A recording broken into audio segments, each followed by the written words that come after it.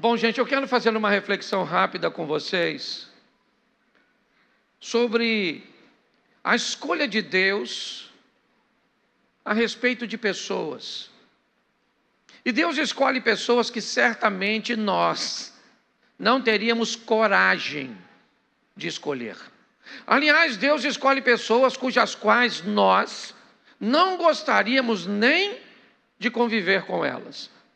O critério de Deus a escolher pessoas pode parecer esquisito demais, estranho demais para todos nós.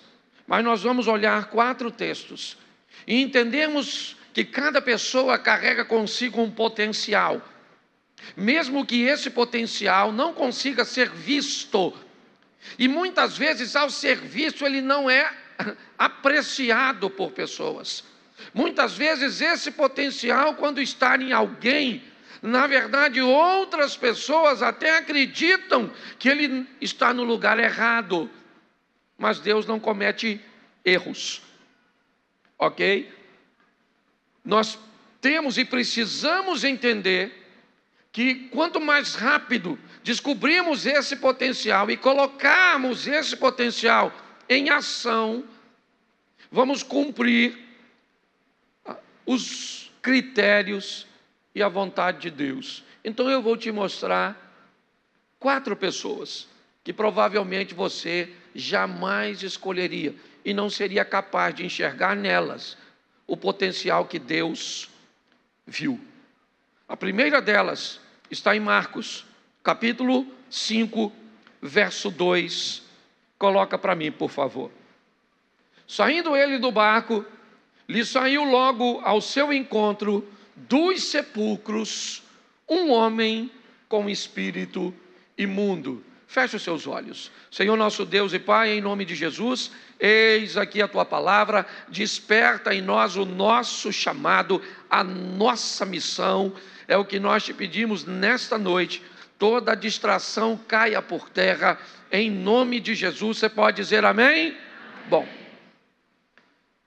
essa é uma história que já começa de forma estranha. No capítulo 4, no verso 35, Jesus vai convidar seus discípulos a ir ao outro lado do mar da Galileia. Isso provavelmente não soa muito agradável aos seus discípulos. Por quê? Porque é a terra dos idólatras, é a terra dos gentios. É a terra das pessoas cujas quais não segue os padrões morais das leis judaicas. Lá não tem o sacrifício, certo? A do cordeiro. Lá porcos servem para serem comidos, enquanto os judeus nem criavam, quanto mais comê-los.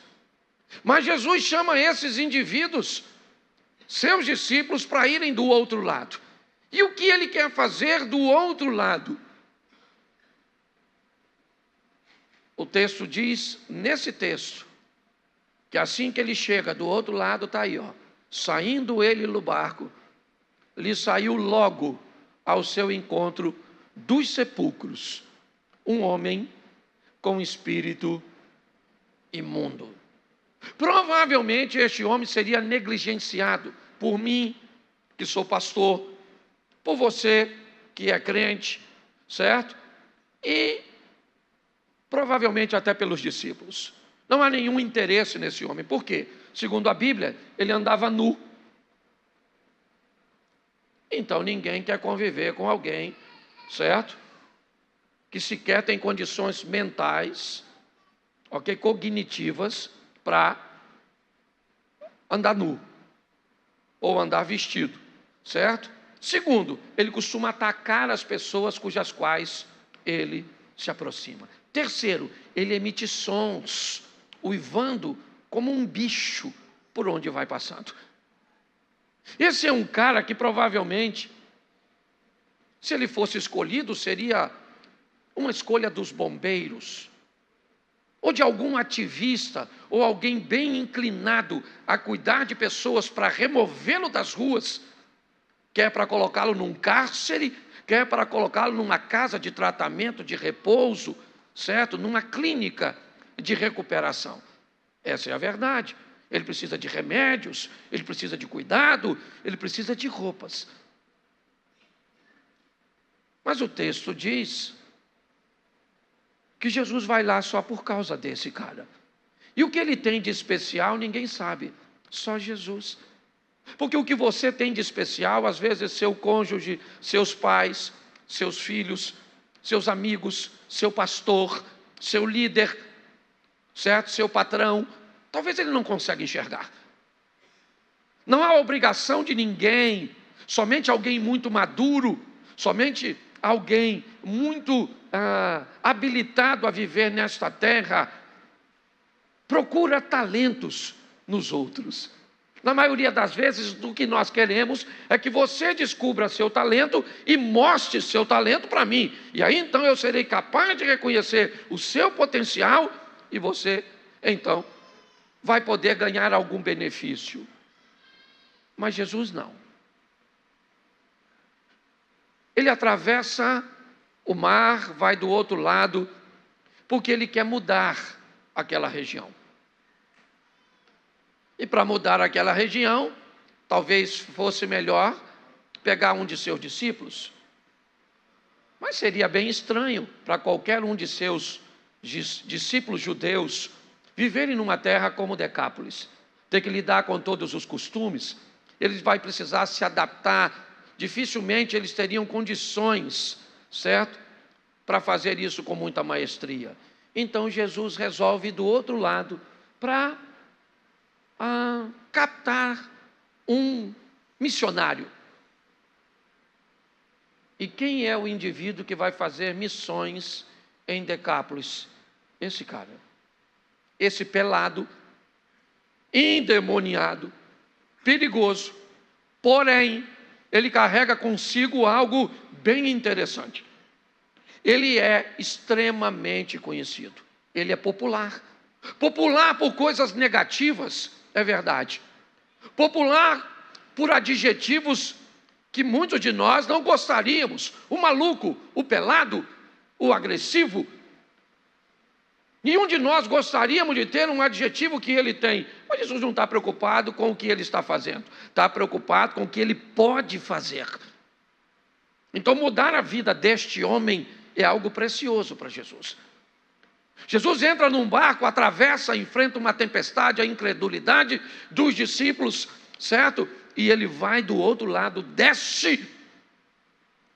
E como ele não tem muito tempo, porque tem muita coisa para fazer, o próprio endemoniado já corre na direção dele e diz: o que tenho eu contigo, filho do Altíssimo, para você vir me perturbar? Jesus então expulsa o demônio deste moço. E quando Jesus expulsa o demônio dele, vamos entender direitinho. Ele toma um banho, troca de roupa, certo? Esquece esse imediatismo nosso.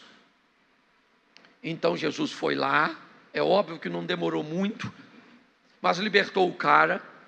O cara sai daquela condição, provavelmente deu uma melhorada em sua aparência, vestiu uma roupa, está sentado perto de todo mundo agora, ouvindo a palavra de Deus. E Jesus então se despede de Decápolis. E quando Jesus vai saindo, vão os discípulos e ele também está indo. E ele vai até Jesus e diz: Senhor, o Senhor me leva contigo? Me leva contigo porque ninguém nunca me quis aqui, cara. Eu sempre fui rejeitado nesse ambiente. As pessoas nunca me olharam direito. O único que conseguiu enxergar valor em mim foi o Senhor. Pessoas não têm obrigação de enxergar o seu valor. Deus já enxergou. E a primeira pessoa que Ele quer mostrar o que você pode fazer e quem você é você. Pare de querer a aceitação das outras pessoas e aprenda a se amar, a se valorizar, a se respeitar. Até porque as pessoas vão seguir este padrão. As pessoas vão te respeitar como você se respeita. Elas vão usar tom de voz, adjetivos, certo? Da maneira que você tolerar. É assim que funciona. Pode ser o seu patrão, ele pode ser bilionário. Você pode ser o faxineiro e tem um gerente da empresa dele. E ele pode tratar o gerente muito pior se o gerente não souber se posicionar e tratar o faxineiro com muito mais educação, porque o faxineiro se posiciona. Entendeu? É assim que funciona. Ninguém viu o valor dele, então ele quer ir embora daquele lugar. É lógico, eu quero andar com Jesus. Ele diz: Senhor, me leva aí com o Senhor, deixa eu entrar no barco. Jesus falou: não, meu filho, vá para a tua casa, vá para os teus e mostra para ele quão grandes coisas o Senhor fez por você. Volta para casa. Mas agora você não volta mais nu, você volta vestido. Você não volta mais louco, você volta são. Você não volta vazio, você volta cheio. E eu vou mudar essa terra através de você. Dá para botar o capítulo 8 de Marcos? Bota a partir do verso 1, 8:1. Marcos 8. É que eu não tinha pedido esse texto para ele. Certo? Naqueles dias, havendo uma grande multidão, não tendo o que comer, chamou Jesus a si os seus discípulos e disse: tenho compaixão da multidão, porque há 3 dias que estão comigo e não têm o que? Isso. E se os deixarem em jejum, né? se os deixarem ir em jejum para suas casas, desfalecerão no caminho, porque alguns deles vieram de longe.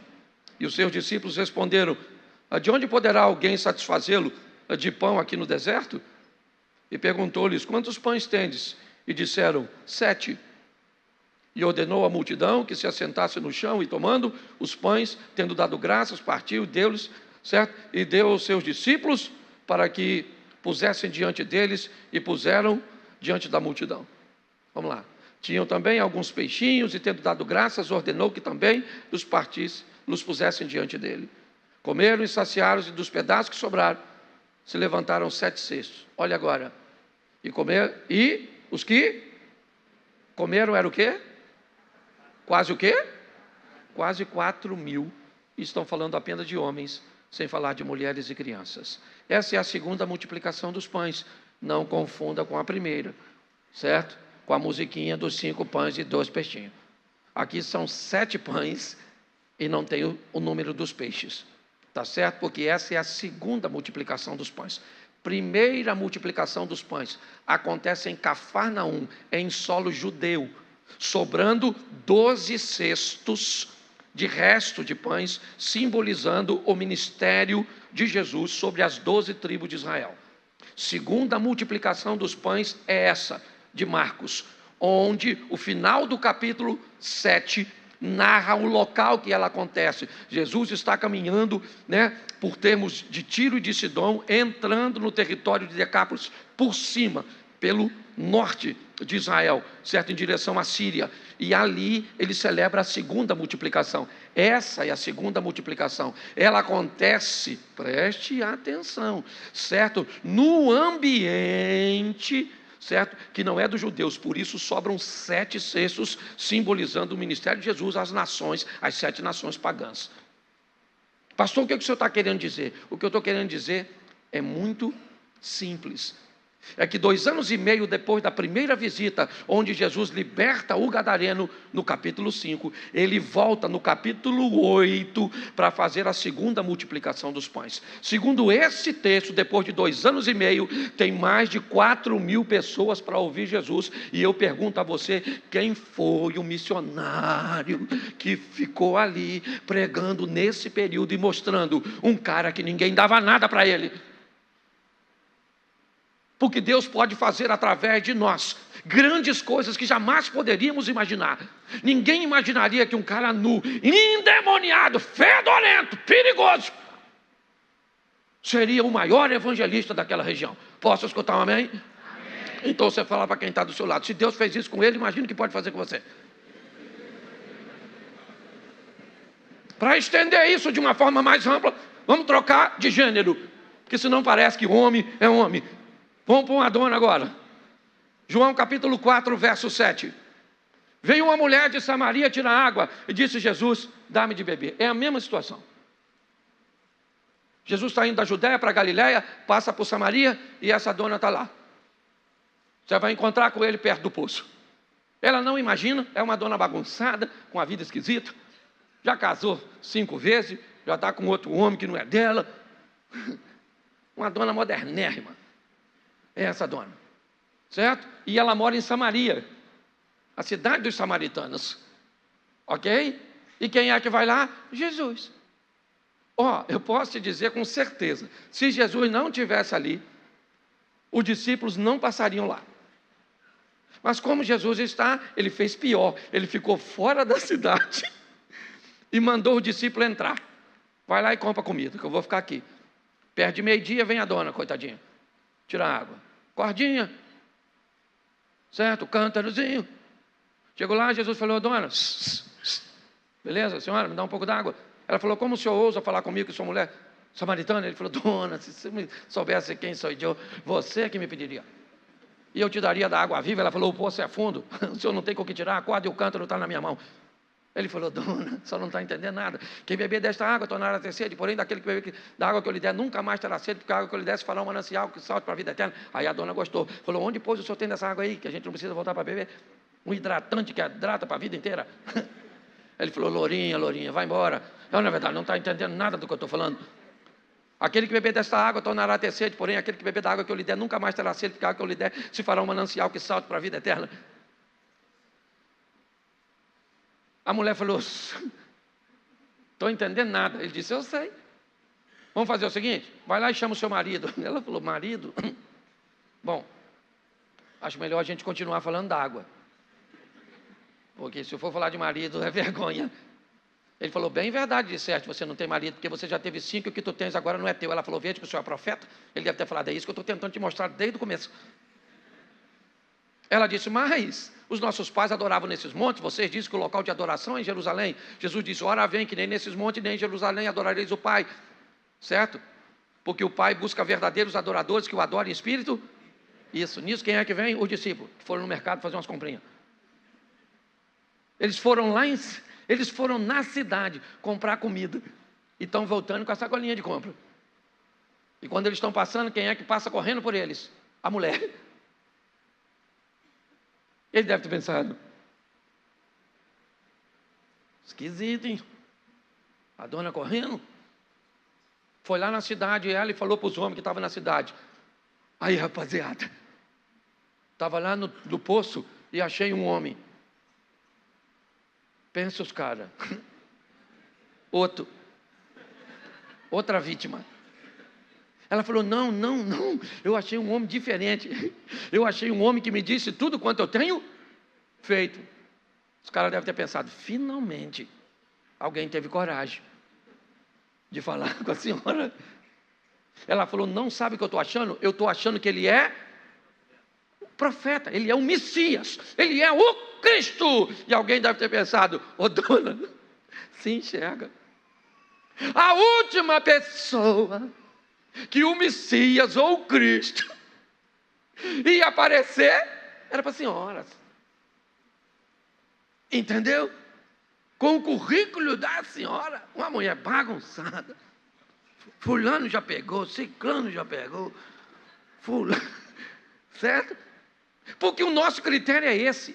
Querido, deixa eu te falar uma coisa. Ele enxerga em você algo que ninguém consegue enxergar. Ele vê em você: pare de achar que alguém te fez algo, te causou e que isso é o suficiente para te paralisar. Não é, o Senhor sabe quem você é de fato. E está trabalhando o tempo inteiro, sabe para quê? Para curar, para transformar você e para levar você para mudar o seu mundo.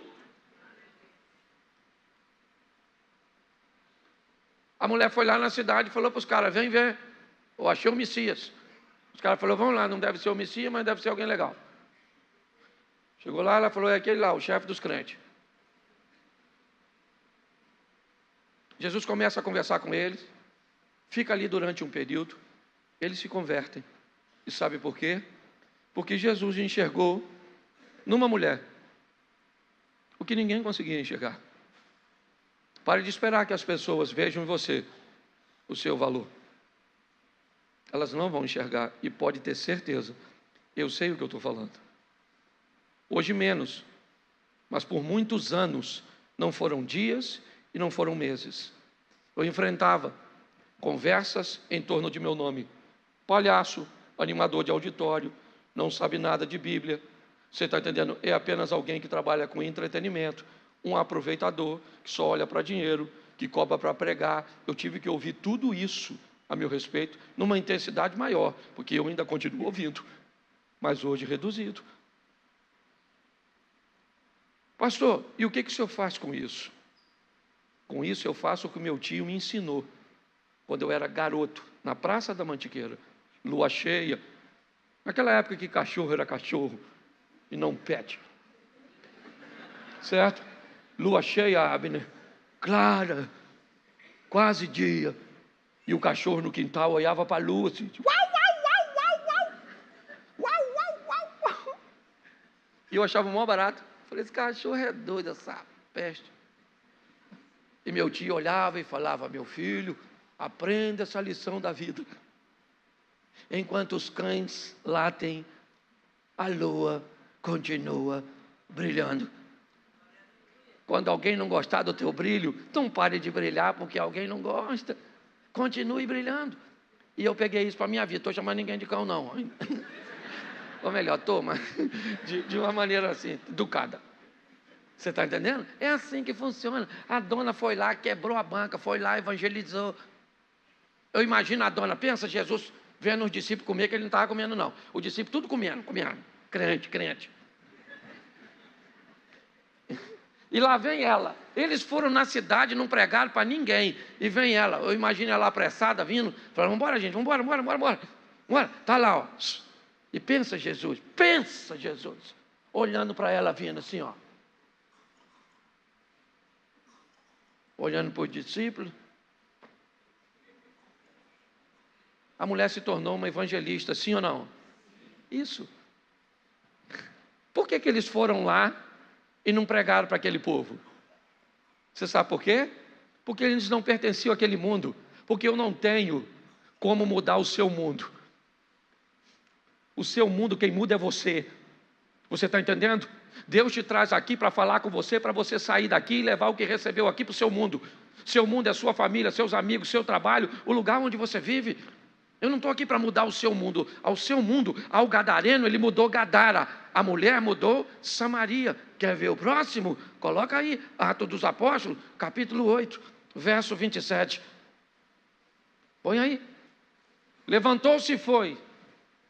E eis que um homem etíope, um indivíduo da Etiópia, um eunuco, certo? Mordomo-mor de Candace, rainha dos etíopes. Preste atenção. Pegou um cara pelado, que todo mundo sabia quem era, e transformou num evangelista em Decápolis. Pegou uma mulher conhecida por uma fama negativa, mudou a história dela e ela mudou Samaria. Agora as coisas mudam. Agora esse homem é um oficial, agente direto, certo? Da rainha dos etíopes. E este homem agora, olha só, o qual era superintendente de todos os seus tesouros. Tinha ido a Jerusalém para adoração. Aqui diz onde ele mora, quem ele era, seu poder de influência, e já fala a respeito de sua fé. E sabe o que está acontecendo? Ele está voltando para casa, Abner, sem uma experiência. Foi lá, e ninguém lá cumpriu o seu propósito. Então ele volta, senta para ler o profeta Isaías, e o texto diz que Deus vai enviar Filipe até ele. E Filipe evangeliza esse cara, que está lendo o profeta Isaías. Filipe volta, certo? Para a área da Galileia, me parece, e ele vai embora, batizado, indo em direção à Etiópia. Levando o quê? Levando a fé que mudou sua vida, E a palavra aqui vai evangelizar aquela parte da África. Você consegue entender?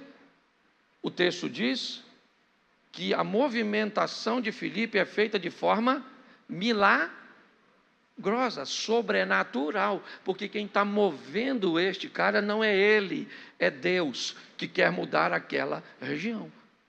Então, seja a terra do gentil de Decápolis, seja os irmãos desviados samaritanos, seja uma turma, né, da África, um pouco mais distante, elas são transformadas porque Deus é capaz de suscitar o valor em cada um. Onde você trabalha?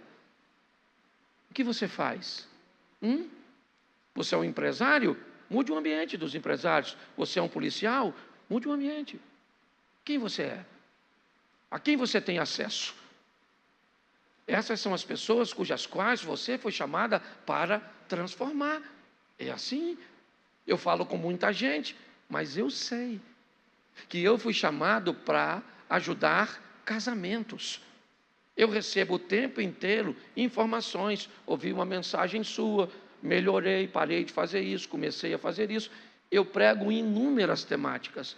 Lógico, eu sou pastor, mas eu tenho a ciência de que eu fui chamado para fazer isso, porque eu sou bom? Não. Eu posso dar, Érica, o mesmo conselho a um casal que você deu.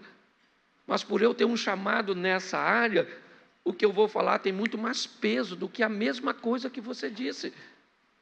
Você está entendendo? Então descubra o mundo cujo qual você foi chamado para transformar e pare de querer transformar o mundo dos outros, onde você vai gastar muita energia e não vai acontecer nada.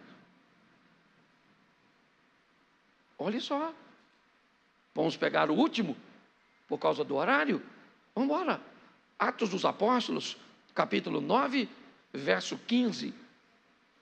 E disse-lhe, porém, o Senhor: vai, porque este é para mim um vaso escolhido, para levar o meu nome diante dos gentios e dos reis e dos filhos de Israel.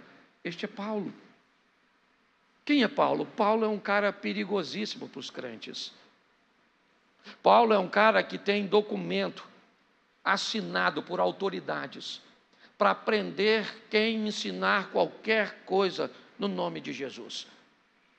Paulo é um cara que, quando as pessoas o veem, se escondem.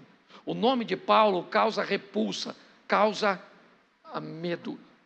Os amigos de Estevão, que foi apedrejado enquanto Paulo segurava a capa dos apedrejadores. Imagine a mãe, a família de Estevão, que não pensava a respeito desse cara. Esse cara tem que ir para o inferno, meu irmão. O cara matou alguém da minha família. Isso não é um cara digno, um cara violento, perseguindo cristãos que só querem. É isso. Se eu tivesse um cara hoje no Brasil para chamar de Paulo, eu diria Alexandre de Moraes. E você, quando olha para ele, provavelmente, o que você pensa? Isso é um crápula, um indivíduo que teria que morrer. Morrer sim, é verdade. Mas segundo a Bíblia, não vos peço que os tire do mundo, mas que o livre do mal, que morra para o pecado e se levante uma nova pessoa. Deus tem poder para fazer isso? Sim ou não? Sim. Isso. Mas normalmente a maioria dos crentes, meu irmão, está orando para ele desce fogo, porque a justiça do Senhor vai e vai matar. Você não é crente, você faz voodoo, faz um bonequinho careca e manda bala. É ou não é verdade? Ué? Esse cara é perigosíssimo. Ananias recebe uma tarefa com Jacó, ele não quer cumprir. Ele conversa com Deus, vai ler, que eu não sou obrigado a ler tudo. Olha só.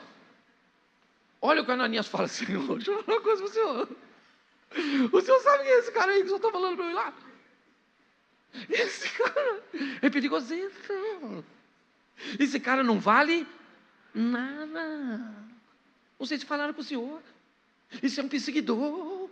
O Estevinho, ó, cantou para subir por causa dele. Então eu vou logo avisando. E aí o que o Senhor disse? Vai, meu filho, porque este é para mim um vaso. Para quê? Um vaso escolhido para fazer nada. Porque tem uns membros que acham que Deus escolheu ele para nada. Você fica sentado assim, uma hora Jesus volta. Vá para o inferno. Não é verdade? Para mim, ele é um cara escolhido para cumprir uma missão. Cada um de nós temos a nossa. Cada um de nós temos a nossa. E deixa eu falar uma coisa com você, aí onde você está, numa praça de alimentação como aquela, recebendo alguém aqui, num estacionamento, numa sala de aula, você pode acessar um coração que um pregador nunca conseguiria acessar. Numa fila de ônibus, é ou não é verdade? Num ambiente fora da igreja, porque a sua missão é mudar seu mundo. É assim que funciona. Sabe aquilo que você consegue depois de uma jornada mensal de trabalho? O seu salário, ele vai todo para um lugar só? Não, ele é distribuído. É assim que funciona. Você pega de um local, é verdade, mas aqui uma conta de luz, ali de telefone, ali você paga o colégio das crianças, aqui você faz isso, você faz as compras, é o combustível, é isso aí. O que você faz? Você entrega ao seu mundo, certo? É lá, você tem o pet que cuida do seu cachorro, então vai um dinheirinho para o cachorro. Aí você compra uma raçãozinha na loja de ração, vai um pouquinho para lá. E você compra onde? Você compra num ambiente que representa o seu mundo. Ele diz, olha, esse cara que vocês acham que deveria morrer, esse cara que realmente, eles não estão falando mentira não. Eles estão falando verdade. Paulo era tudo isso que eles temiam. Mas Deus enxergou nele e disse, olha, isso é o que esse cara faz sem mim. Agora eu entrei nele. E agora você vai ver, ele é para mim um vaso escolhido para levar o meu, preste atenção, ele vai levar o meu nome, certo, aos gentios. Ele vai atravessar o Mediterrâneo. Ele vai subir para ir à Europa. Sabe com quem ele vai falar? Ele vai falar com autoridades, com reis. Ele é um cara culto, preparado, letrado, poliglota. Você está entendendo? E ele é um cara que vai falar com os filhos de Israel. Esse cara é um cara que está habilitado, certo? É um dos primeiros indivíduos onde o leque abre. Enquanto a samaritana conversa com os samaritanos, enquanto os discípulos conversam com os judeus, enquanto o certo, lá endemoniado, conversa com os gentios de Decápolis. Quem é Paulo? Paulo conversa com qualquer um. Ele vai viajar, vai treinar pessoas, certo?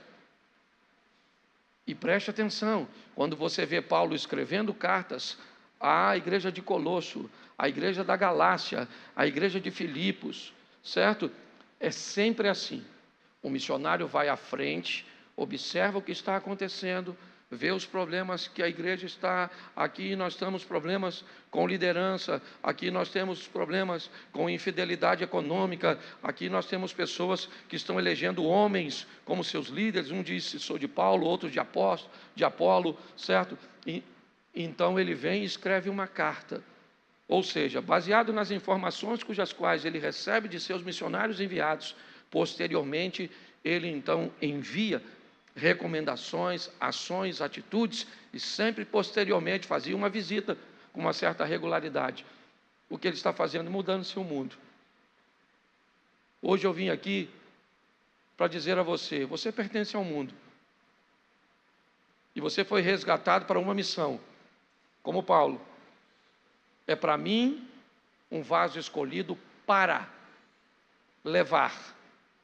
Para levar. Você veio aqui para quê? Para levar. Levar o que recebe aqui.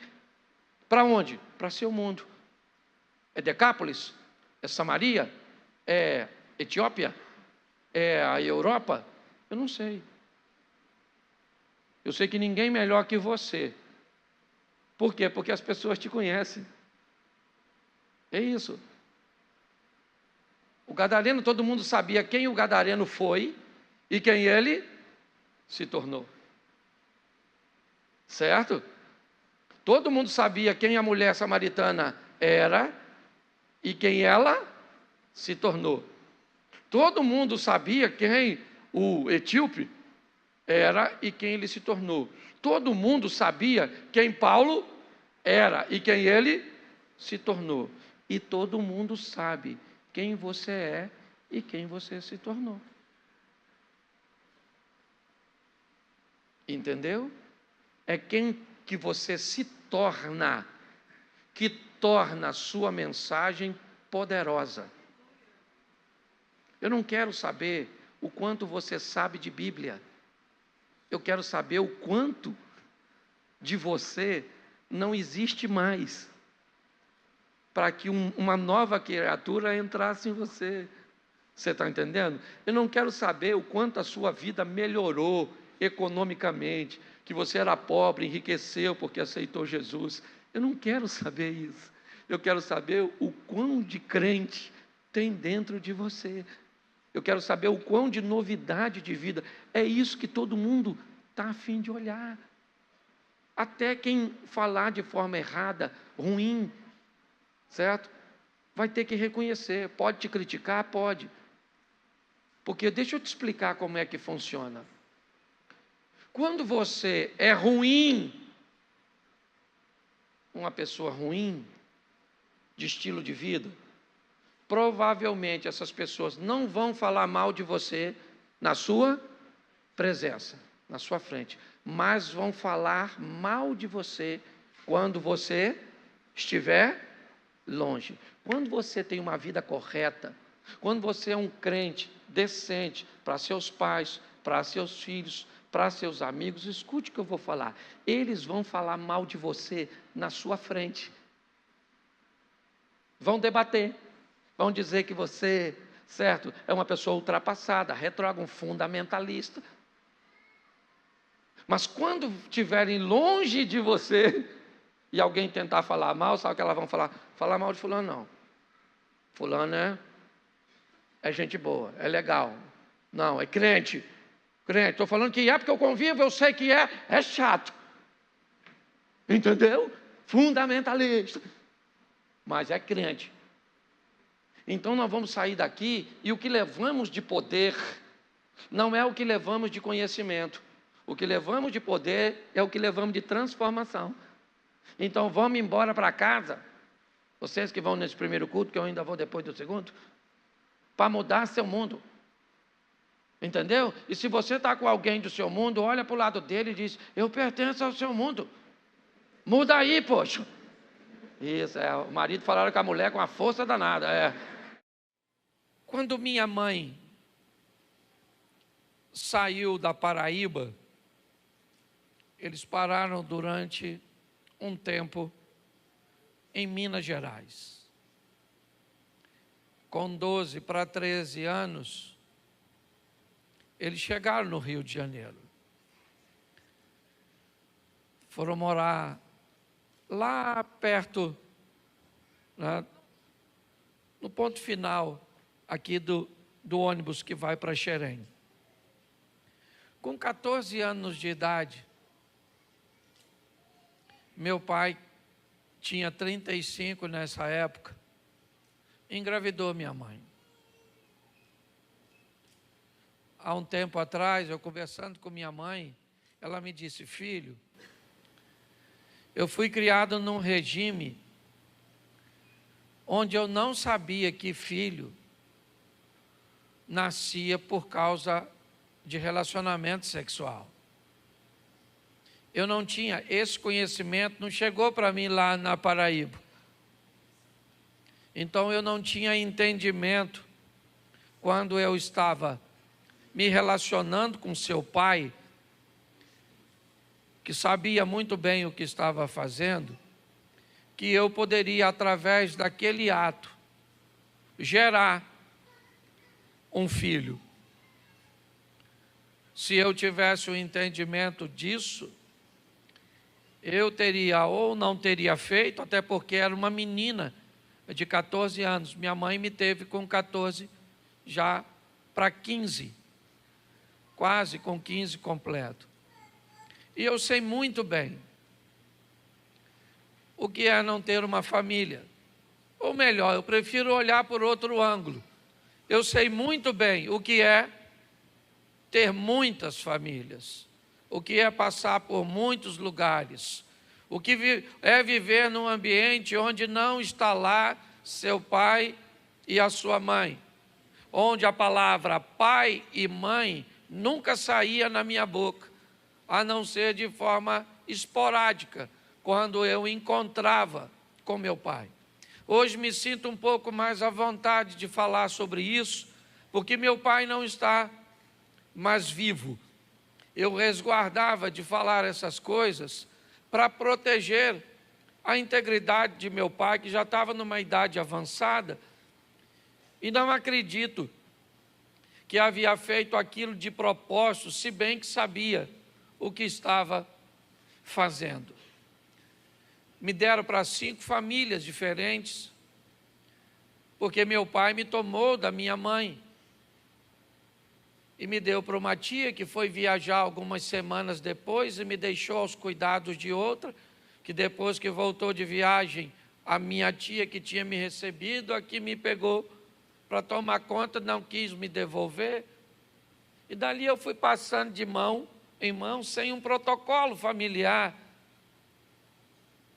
sem alguém para me proteger de fato. Eu tive 2 homens extraordinários na minha vida, homens que me serviram para o pai, e infelizmente eu não tive maturidade para agradecer a eles o que eles fizeram por mim. Aliás, um deles disse para minha esposa, assim que eu comecei a namorá-la: deixa esse garoto para lá, porque isso não tem futuro. Você não vai a lugar nenhum do lado desse rapaz. Ele não tem juízo. Era a visão de meu tio, que foi um cara extraordinário. Para falar a verdade para vocês, a única pessoa até hoje na minha vida que eu pedi para ver um dia de novo foi meu tio Domiciano, que me criou, que me serviu como pai, ainda que eu nunca o chamei de pai. Não tinha uma casa, e desculpa estar chorando que eu não estou me lamentando aqui não, está certo, até porque eu sobrevivi a tudo isso, só que dói quando a gente fala, e aí eu lembro dessas coisas, e hoje achei que eu tinha oportunidade de comentar um pouco sobre isso, porque eu tive que sobreviver a muitas coisas, a escassez, não de alimento, nunca passei fome, mas como todo menino, e menina também, chega aquele momento que você quer uma roupinha legal. Eu lembro quando eu ia, quem aqui já foi para a escola com a mochila, que era um saco de arroz de 5 quilos, levanta a mão, por gentileza. Não, isso é uma igreja rica, poucas pessoas. Os amigos, quando queriam estragar a mochila da gente, sabe o que ele fazia? Pegava a unha, botava assim no saco de arroz e arrastava. Aí ficava aquele arranhão, aquela marquinha, lembra-se? Lembra?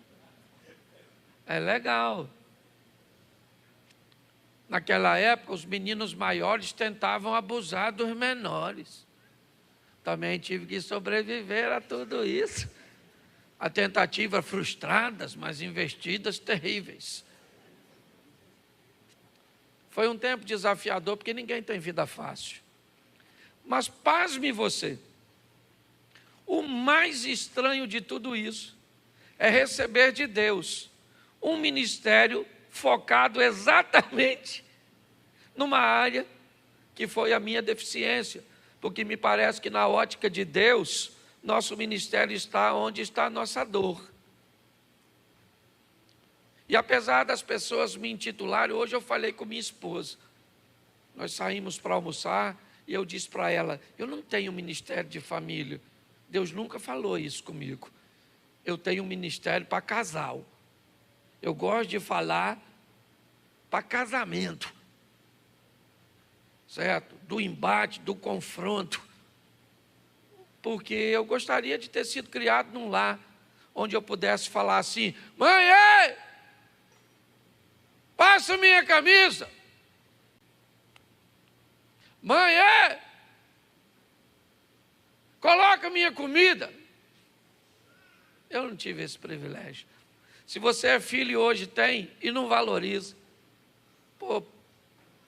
você não sabe o que eu sinto falta desse negócio. Mas nutrindo isso da minha mente, me veio um texto, e ele é Malaquias, capítulo 4, verso 4, onde o texto diz assim: lembrai-vos da lei de Moisés, meu servo, a qual lhe mandei em Horebe para todo o Israel, a qual são os estatutos e juízos. Eis que vos envio o profeta Elias, antes que venha o dia grande e terrível do Senhor. Verso 6. E converterá o coração dos pais aos filhos, e o coração dos filhos aos pais, para que eu não venha e fira a terra com maldição. Feche seus olhos. Senhor nosso Deus e Pai, continua falando conosco e usa-me como um canal de bênção nesta hora, pelo poder do nome de Jesus, é o que eu te peço. Amém, glória a Deus, amém? Eu quero mostrar a você a preocupação de Deus com a sua vida. E que tipo de vida? As duas. Alguns extremistas acham e se preocupam apenas com sua vida material, é verdade?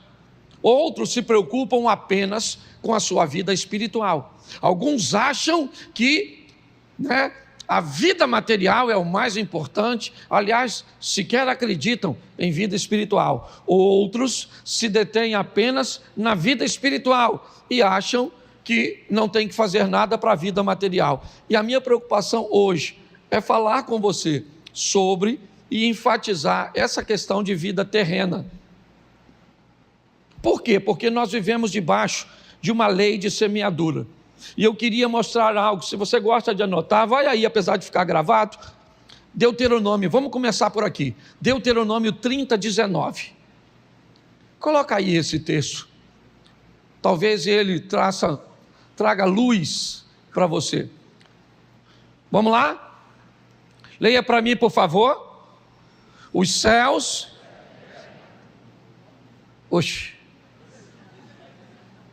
Pode deixar o outro, esse aí tá bom. Os céus e a terra tomo por contra que eu tenho a vida e a bênção e a... Escolhe, pois, a vida para que tu e a tua... Feche seus olhos, deixa o texto aí, por favor. Senhor nosso Deus e Pai, em nome de Jesus, continua falando conosco, usa-me como um canal de bênção nesta hora, pelo poder do nome de Jesus. Amém, glória a Deus, amém? Preste atenção o que Deus está falando nesse texto. Me parece que Ele está se referindo a toda a vida. É uma comunicação global. Ele diz, os céus e a terra, esteja você onde estiver, eu tomo hoje por testemunhas, entre eu, Deus, e você. É isso que ele está dizendo. E eu quero que eles testemunhem o quê? Que eu tenho feito uma proposta para o ser humano. E a proposta que eu tenho feito para ele é vida ou morte, é bênção ou maldição.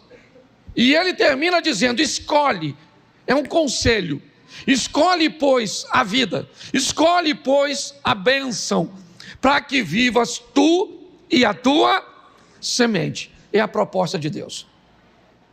É importante nós olharmos para esse texto e entendermos o que Deus está dizendo.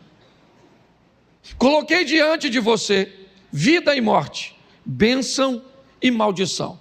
E agora você precisa fazer a sua escolha. Você precisa tomar a sua decisão. E pautado nessa decisão, você terá que arcar com as consequências daquilo que fez, seja de curto, seja de médio, seja de longo prazo. Tem coisas que você fez que não vão aparecer agora, vão aparecer a médio prazo. Tem coisas que não vão aparecer a médio prazo, vão aparecer a longo prazo. Mas a Bíblia diz que tudo aquilo que é feito aqui, certo, vai ser resolvido aqui. Nós vamos ter que prestar conta de tudo aquilo que fizemos. Essa é uma verdade. Qual é o grande problema hoje? Pelo menos eu observando a vida de algumas pessoas, são suas escolhas. Elas são bem atrapalhadas. Se você quer viver bem sua vida, deixa eu te dar um texto pequeno que pode mudar sua vida para sempre. O Deus que você e eu servimos é tão bom que Ele resumiu tudo o que você pode imaginar na Bíblia apenas em um capítulo, o capítulo 1 de Gênesis. Se você ler Gênesis 1 e entender a dinâmica que Deus criou para o homem viver e aplicar na sua vida, eu vou falar para você, você vai erradicar praticamente 100% dos problemas que você enfrenta. E aqui hoje eu só quero citar 2 dicas. Haja luz e traga firmeza no meio da água, do instável.